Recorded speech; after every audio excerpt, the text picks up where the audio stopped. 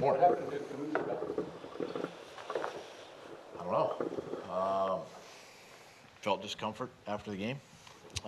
Reported it. Got an MRI yesterday, or let's say Wednesday, on Monday, and it revealed that he needs to be shut down for a little while.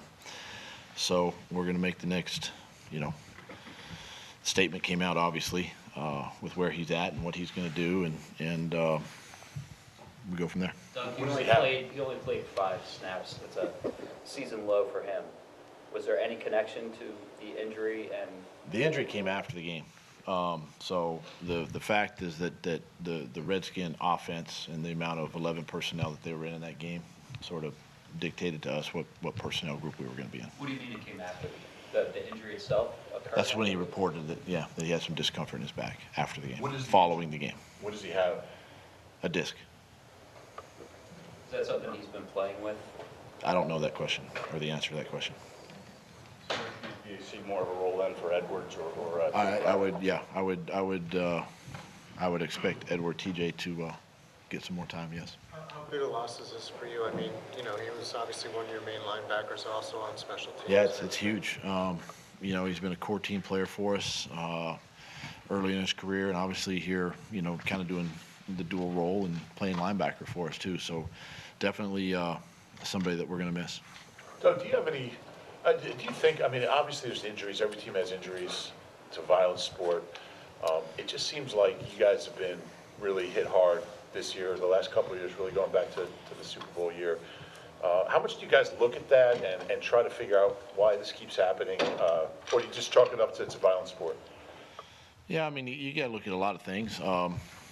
I say that, as a coach and as a team, as an organization, you want to be playing deep into either the postseason or the Super Bowl every year. I mean, that's every team's goal and dream and aspiration to start the season. So in our last couple of years, we've played, into February and then well into January, and it's a lot of games. It's a lot of wear and tear on bodies, and it's just these types of things are going to happen. I mean, that's just the amount of contact and the amount of collisions and things that go on not only during the week but also during the course of a game are unbelievable. I know you guys sit way up there and eat your hot dogs and Diet Cokes, but I mean, if you were on the field listening to the collisions and things that these guys go through, that's why I appreciate what every player does, and injury is part of it. Doug, there was never a point in the Maybe game. not hot dogs, but There was never a point in the game where Kamu got hurt, had to leave, or there was never a report about the injury. So, do you believe there's any correlation between all of a sudden his snaps decrease, the belief that maybe that he was being punished for not reporting the concussion, and that he decided after playing through several weeks with this injury, possibly that he was going to shut it down? that's speculation. I'm not going to answer that. That's speculation. I don't get into that hypotheticals. Doug, I know it's early in the process with Kamu, but anytime you hear spinal surgeon or back surgery could be really, really serious moving forward. Do you guys have a feel if it's just something that's going to be a typical rehab process, or it could be much more serious than that? Yeah, I'm going to leave that up to the doctors, Kamu, and what he decides moving forward. As far as the schedule this week, what prompted you to make the change in terms of your weekly schedule yesterday and give the guys off? This guy's been battling. I go back to the Miami game. There's like 70-plus plays in Miami. From an offensive perspective, I look at that, and then 90-plus plays against the Giants, and another 79 or 80 plays the other night. I mean, that's a lot of football in a row, and defense the same way. And you get to this time of the year, and Tuesdays are all about like conditioning, lifting, and some meetings to kind of go through the tape anyway. And so to give them a little extra time just to rest and come in, maybe get a workout in on their own, conditioning, things like that, extra treatment is beneficial. Doug, when you went back and watched, I guess self-scouted yourself at the bye and then watched the film of this game, the first game against the Cowboys, did you feel that you were aggressive enough in your play calling? Hey, listen, I can always probably be more aggressive. I could have been more aggressive probably in the Redskin game. But those are all things that, I take away from each game. Am I not aggressive or too aggressive? You try to balance that out. I was probably, in y'all's mind, probably less aggressive when I ran the ball on 3rd and 7 and 3rd and 10. So, but that's just the way we play the game. And made the first down, stayed on the field. So, listen, I could go either way. I could either say, yeah, I could be more aggressive, or no, I need to back down just a little bit and maybe be a little more conservative. Doug, Either way. with what's on the line, obviously, this week, and it's a Cowboys week, do you even need to say anything at all to your guys about getting up for this game and the motivation factor behind it, or is that just obvious? Well, I mean, it's pretty clear. I mean, I think despite, I mean, it just happens to be that this is the Cowboy game, but you look at our schedule and where we are, whoever we were going to play this week, it's a must, it's one of those must-win situations for us to continue our season. And I think that, anytime you play your division, these are great games. Our last two have been great games, tough games, hard-fought games, and this is no different. This is going to be one of those games. What's the approach with practice this week? Regular practices, walkthroughs, padded practice? What's your approach? Get the guys well prepared. However we do that, have great meetings, have great walkthroughs, have great practices. Study the tape and prepare like we've done all season. Are you in pads at all this week? No. Doug, the injured guys, any of them showing signals that they'll be ready for Sunday? I'd say Derek's getting close. We're gonna progress him a little bit further this week, see where he's at. Lane's getting better. Again, we'll see. He's kind of a day-to-day. Nelly and Jordan are really status quo right now, kind of in the same situation. Doug, we talked a lot about Carson and protecting himself over the years, and he's now played 14 games, takes a snap, will be 15, first time since his rookie year. What have you seen when you step back and look at that? And was it finally getting through? I know that Frank, when he was here, had really harped on that too as well, and you have as well, about aggressiveness and maybe not, maybe throwing the ball away, running out of bounds, getting down. Do you look back and say he's gotten a lot better at that? Yeah, I mean, he has. Smarter about protecting himself. I think whether it be throwing it away or sliding or whatever it might be. I just think, again, it comes through experience. It just comes through playing. And he understands what he's gone through, what his body's gone through the last couple of years, and probably doesn't want to go through that again. So he's learning from it and been better for it this season. Like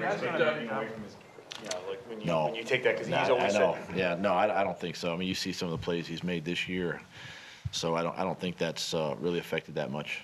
Doug, Well, he has done a better job regardless of the Kamu injury, do you feel this week with Dallas such a good running team, physical team, particularly between the tackles, you probably were going to want to try to shore up the defensive tackle position one way or the other, even if it hadn't been Kamu's injury? Yeah, that's obviously a likely scenario for us, to try to look at that and make a decision, maybe down the road later this week.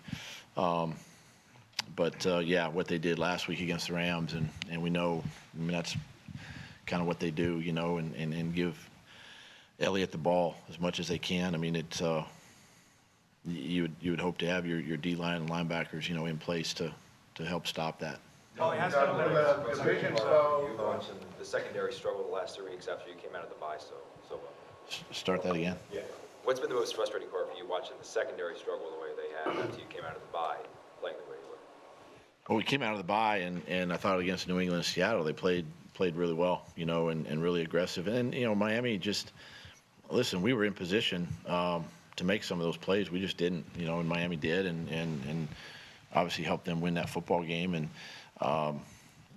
that player last week, McLaurin, he's a good player. He's talented, and he's quick and he's agile, and he knows how to get open. And, it just all comes down to fundamentals and techniques and things that we got to continue to, once you leave training camp, you don't leave the fundamentals and techniques in training camp. You got to bring them with you, throughout the course of the week. And we're at that, stage of our game right now in practice where we got to continue to work, those techniques, those fundamentals. And obviously you got to study the tape and study your opponent to, be in position to make more of those plays. The last time you faced Dallas down there, you said it was one of your one or two worst losses for you. What have you learned from that game, and what can you take away from that game as you're trying to beat them here now at home? Well, I think one of the biggest things is, we have to protect the football. We didn't do that as an offense, and when you're down 14-0 to a good football team, it's hard to overcome, and it kind of gets you out of your rhythm and what you're trying to do as your game plan, unfolds, and that's what you just got to continue to work. This week's important from just our detail, our preparation. We can't focus on Sunday. We got to just focus on Wednesday and get ready today to have a good practice and learn from it, watch the tape, learn from it, make the corrections but any game, turnovers, penalties are going to cost you. But is that more ways to weigh at you for, all season? I know you try to focus 1 week at a time, but that game, the way it went down in Dallas, a divisional rival, has that been a game almost where this is circled on your calendar? No, because we're right where we want to be, and we got a chance to play for the NFC East, so we're right where we want to be. Miles Sanders has Division been your pro- most explosive player this season. Miles? Yes. When your most explosive player is a running back, how do you utilize that against defenses that maybe can have a better chance of taking away from him in the pass game? Without giving the game plan away? I mean, yeah. Or just when your running back's your most in explosive general? player. I mean, yeah, I guess, yeah, in general probably would be helpful. Well, I think you can try to move him around the formations, in the backfield, out of the backfield, bunches, stacks, things like that can maybe help. Any chance. I mean, every team, you take your best player on offense, and they're going to try to find ways to, defense is going to have to locate that guy, right? Same way offensively. Where's the best pass rusher? We got to know where he lines up, or something like that. And DBs, do they match up with your best receivers? So those are all things that, we go into games and we understand, but being able to move our pieces around to try to help. And then the other guys on the team too have to step up and make plays too. Okay, we got to run, please. All right, thanks.